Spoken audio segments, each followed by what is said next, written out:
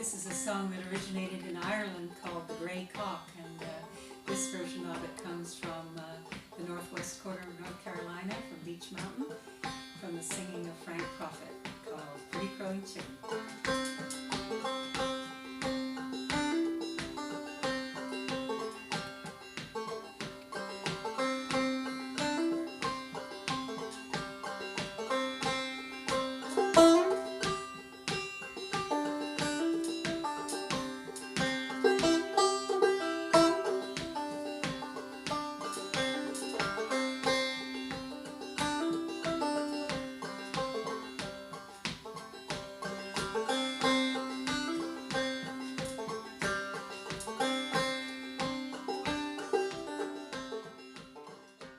Hi, I'm here with Sara Grey, who is an American singer of traditional songs. Hi, Sara. Hi there, nice to be here, Mark. And to you too. You are a singer of traditional American music. Could you tell us a little bit about that, about where it comes from? Well, I'm from the state of New Hampshire, in the northeastern part of America, and in about 1970 I moved to the British Isles, and I was very interested in tracing the roots of old songs across the Atlantic. I had grown up with a dad who played very nice fiddle. He played sort of Quebecois style fiddle because he grew up sort of equal distance between Quebec and New Brunswick. And he was a very good storyteller as well, so I grew up with a lot of wonderful old New Hampshire Maine stories, as well as growing up with a lot of old ballad singers, both to the north, south, to the east, to the west. A lot of the songs that had come over with immigrants from all over the British Isles as well as elsewhere. But so ever since I can remember, ever since practically I could walk, I've been singing old songs and listening to them. And it wasn't something that I separated out from my own life. It was just an integral part of growing up, and I would go to square dances and listen to a lot of the old tunes that had come over as well as the songs. And these songs had come from Scotland over to America, yes. Yeah, a lot of Irish ones, Scottish ones. We had pretty much an equal mixture in northern New Hampshire. Though the moon shines bright and the stars they give light, while this fair mischief worries so long, long, long. This something in the way that causes endless pain, while this fair mischief worries so long, long, long. While this fair mischief worries so long. Her to love come at last, he come very fast. He come trembling o'er the plain. Till his fair miss arose, she drew on her clothes, for to welcome her own true lover in the evening. For to welcome her own true lover in.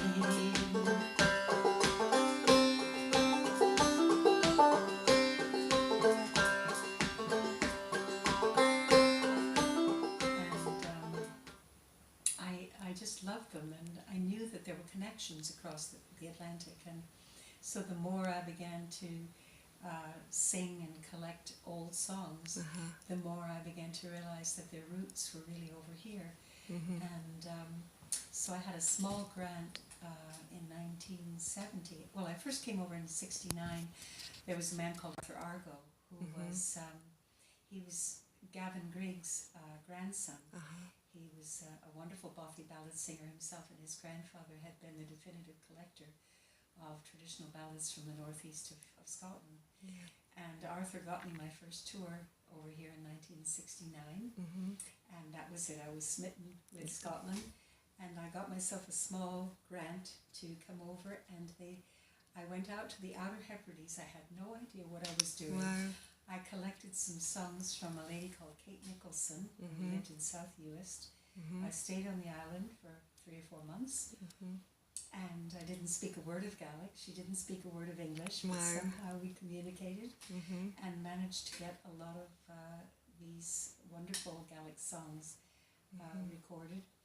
And I decided to take residency at that time. I just loved it here, and it was easy to do at that time. It wasn't difficult to take residency, so I did that, and then some years later took citizenship, so that I ended up with the best of both worlds, dual nationality. And, have spent the last 43 years or so traveling back and forth across the Atlantic, giving concerts and workshops and doing festivals and teaching a lot.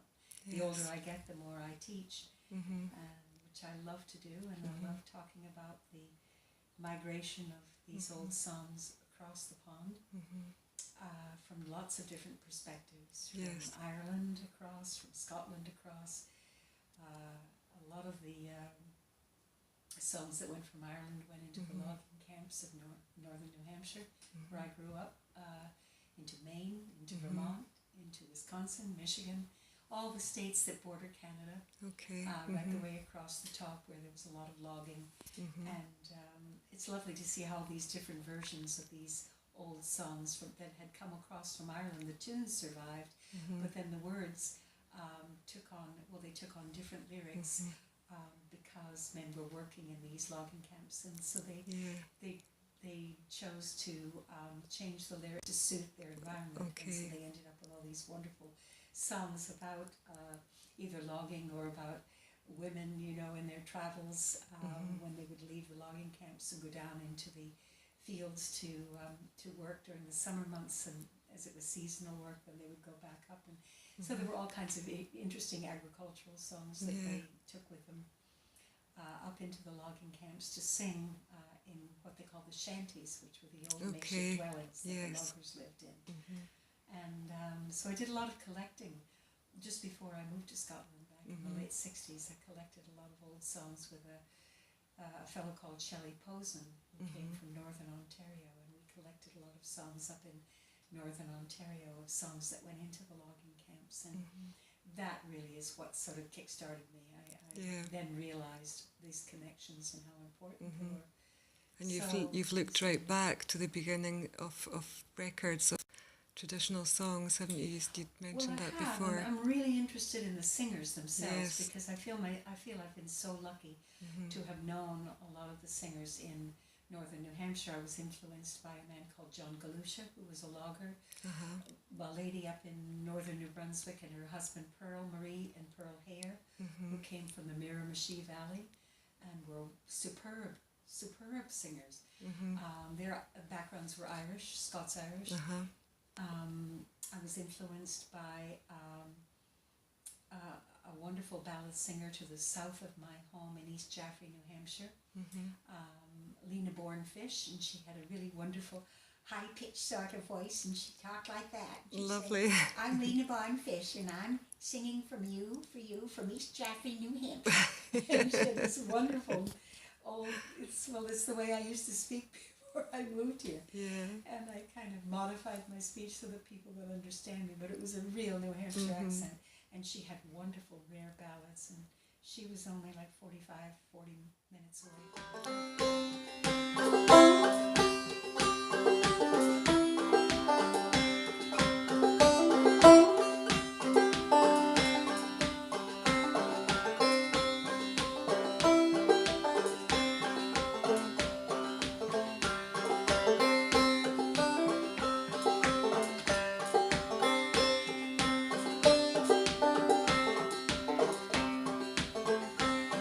My pretty crying chicken, my pretty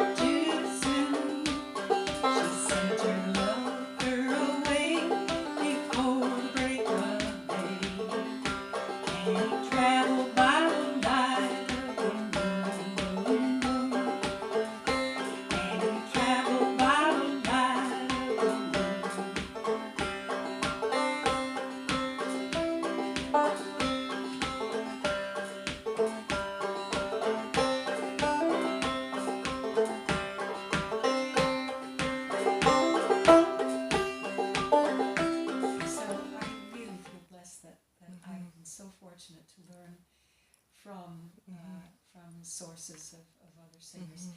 I think today, well, you and I were talking about this the other day. You find that a lot of singers are mainly learning from CDs or from That's each other. right. It becomes kind of a slightly incestuous, closed shop. Where sometimes you don't really go back as far as you can to some of the sources of these songs. Yes. And I think it makes a difference if you can. It does, yeah. It gives you a better insight into the song, how it was sung. Yes. Who the singers were, what made them tick, Yes, yeah. It makes a big difference. Yeah, and did you say to me before that these some of these songs came from cowboy poetry? Yes, well, the songs went out, they didn't stop. That's what the great thing is about old songs. They're ever moving, and they're ever changing as well. And when they move from one culture to another, that culture affects them, the environment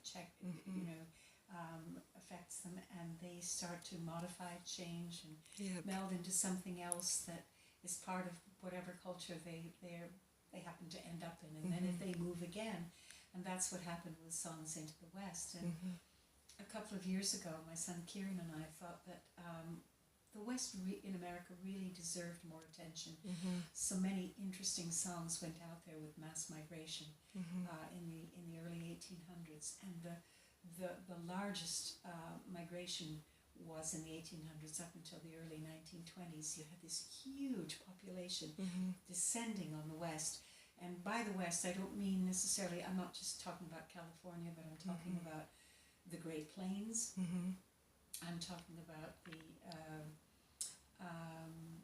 Panhandle region, which includes Oklahoma and Texas, the Great Plains up into Nebraska, Kansas, North Dakota, South Dakota, and then you start to spill into the West. You cross the divide into Montana and Wyoming, into Washington, Oregon, Nevada, Utah, all those, Colorado, all these amazing states, and songs drifted out there with all the people. You have to remember that during the gold rush, that people descended from all over Europe into the West. There was a frenzy for gold, not just in Sacramento, California, in that area, but all over the West. And of course they took their language, their culture, music, their traditions, and their music with them. And they started to modify it according to where they ended up and what, was affecting them at the time. So you get these amazing gold rush songs, and you get songs from the ranchers, and you get songs from the outlaw tradition and from women in the Great Plains and in the Panhandle who were left for months, sometimes in weeks at a time, when their husbands were off on hunting parties, and they had to fend for themselves. They had to raise children. They had to deliver babies themselves. It was just unbelievable. And they were amazing murder ballads. They were so vulnerable, these women out in these regions. And these songs have never been all collated and put into one sort of project. So Kieran and I decided we would take some of the best songs that we knew that reflected all the things that descended on the West, like all the various things, including the Mormon ballad tradition, which is fascinating. Fascinating tradition, and the murder ballads and the outlaws and just everything. And we chose material that would really, not the run-of-the-mill, the common ones, but some of the more obscure songs, not just for the sake of it, but because there were some wonderful ones that had never been heard. And we combined it with a PowerPoint presentation and loosely narrated. It's not scripted, but loosely narrated. And I think we kicked off at Sidmouth Festival in Devon. It was 3 years ago that we launched this PowerPoint presentation, and then we went on to do it at Whitby Festival. Oh, brilliant. And then since then we've done it at Girvan Festival in Scotland. We did that 2 years ago. We did it at Chippenham Festival in Wiltshire in England last year. And we've had such an incredible attendance. It's amazing the number of people interested in the traditional songs. In these old songs that moved into the West. We've just been packed out. That's fantastic. We're hoping to do it for the Kinross Festival. Oh, brilliant. I'm waiting now to hear whether it will happen, but the Kinross Arts Festival in November, I think.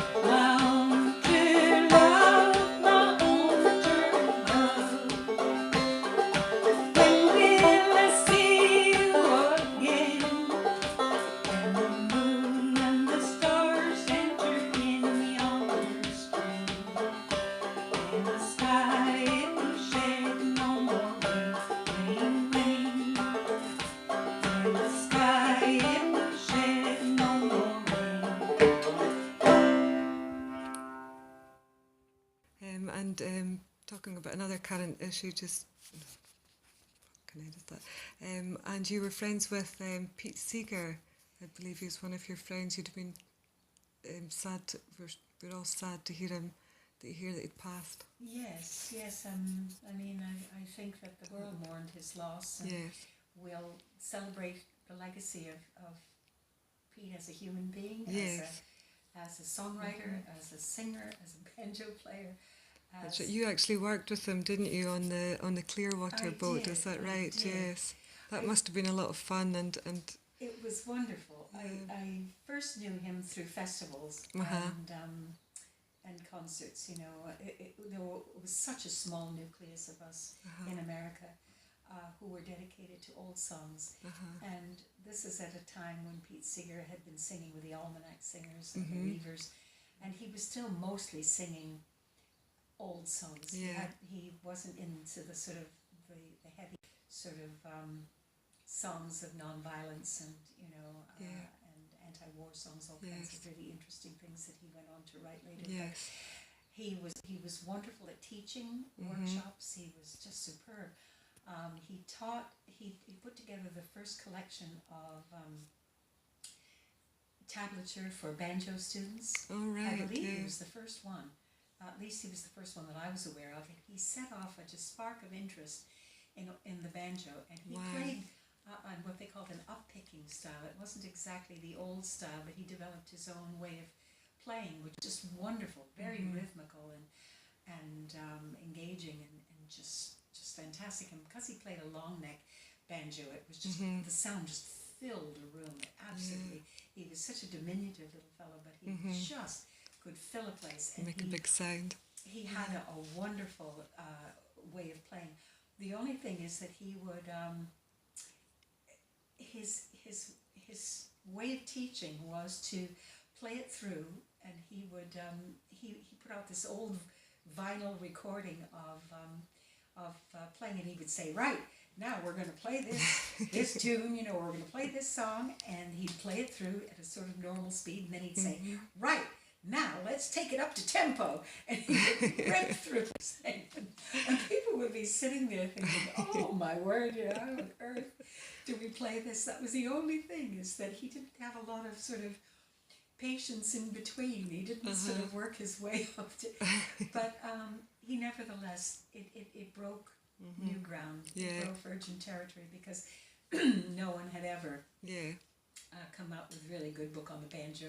And he's the one who popularized it and really triggered a huge interest in banjo all over America, and then consequently all over Britain and parts of Europe.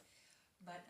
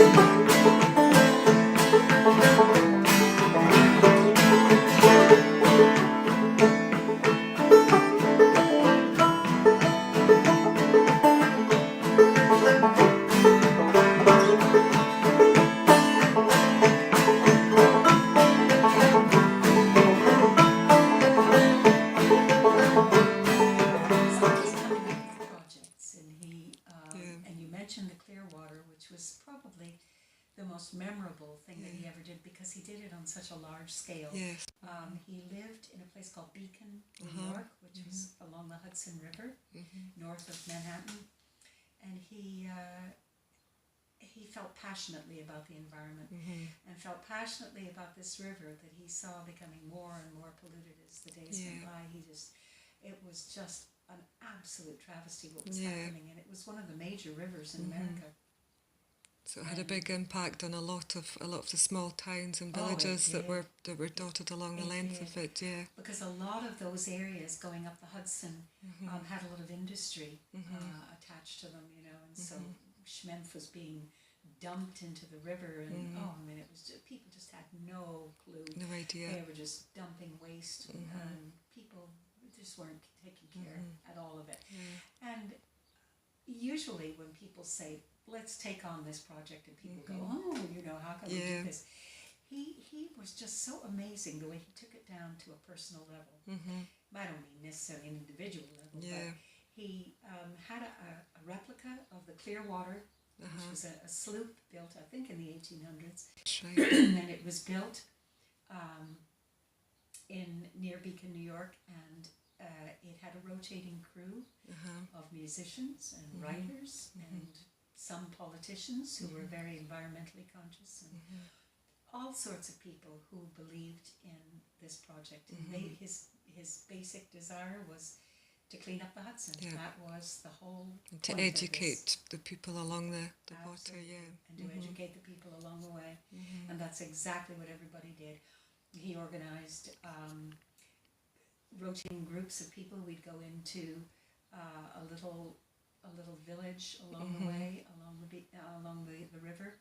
We would set up a big screen. Put, you know, and Pete would talk about, you know, he had a whole video of what was happening to the river, what the local people could do at a local level to participate in cleaning up their portion of the Hudson.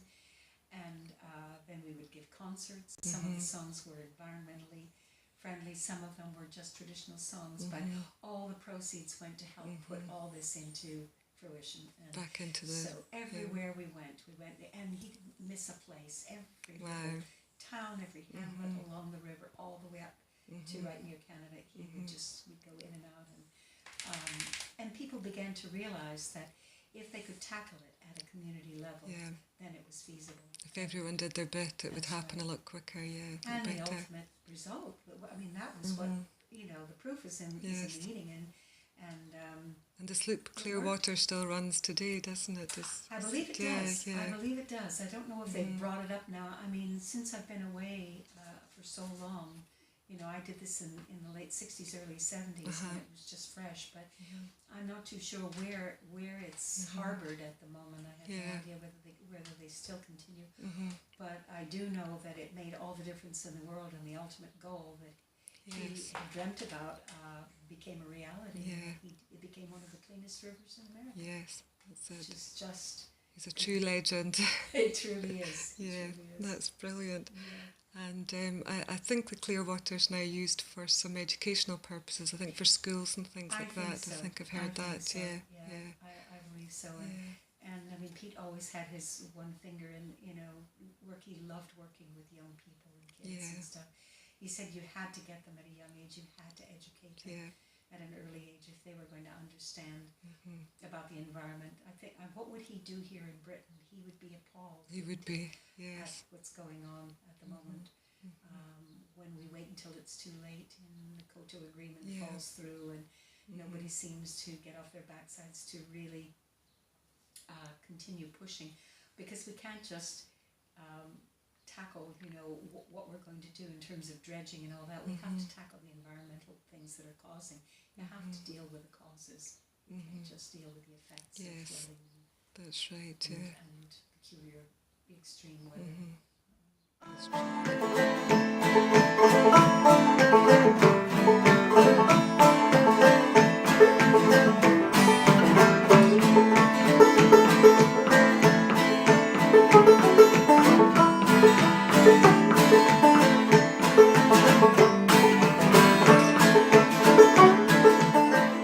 And you've got a tour coming up over the next few months. You're starting off with a few dates for Rob Ellen at the Medicine Show in Inverness. And one day I'm going to figure out exactly what those venues are. I think one of them is Inverness. I think one is Strathbeffer. And maybe you could help me with the venues, because I'm still not too clear about where they will be. And do you know where the third one is going to be? I think Dingwall. I think it is. Yeah. we can catch up with Rob and clear that up. Yes, if you keep an eye on Rob Ellen's, it's called The Medicine Show. Yes, yeah. He will. He's wonderful, and he's done so much for music in the Highland region. Yes. He'll be able to put those dates up. They will be in the month of April, by the way. So. And then you're going to be heading back home, are you, to do some not tours yet. over there? I have a tour down south in May. All right. It starts about the 6th or 7th of May, and I'm down in England for the whole month of May, and I finish up at the Chippenham Festival and the Chester Festival. Brilliant, yeah, and, in between, I'm going on holiday. Ah, lovely. March. I can't wait. I've been living in America for about 6.5 months. I was over there from beginning of June until December, and thought I was going to be moving back, but I was not able to get Medicare over there. I've lived away too long, and so we've had to come back because we couldn't be without healthcare. So we're living back not far from Perth now. Yes, that's it. So I'll be going back over to do a tour all over the East Coast and out as far as the Ozarks, and it seems to be getting longer and longer. I always think it's going to be a short tour, and then it starts just and a few more dates a bit. get added and added. Yes, so that's it. Yeah. It's roughly from the beginning of. Well, I'm teaching at the John Campbell Folk School in North Carolina at the very last day of August. It goes on for a week into September, and then I'm all over the East like a rash. Wow. Finish up in Arkansas in the Ozarks. Lovely. About the 6th of October. Oh, brilliant. So you've got a busy few months ahead of you. Yes, yeah. Well, I wish you lots of luck with all that, and I hope your gigs go well up in the Highlands. I'm sure your stories and your music will go down fantastically up there. Oh, I'm looking forward, because I lived up in the Highlands for a long time, and when I did the Inverness venue for Rob a few years ago, so many people came out of the woodwork. So I hope I'll see you all again. Yes, that sounds brilliant. Thank you very much then, Sarah. And we hope to catch up with you again soon. I hope so, thank you. Okay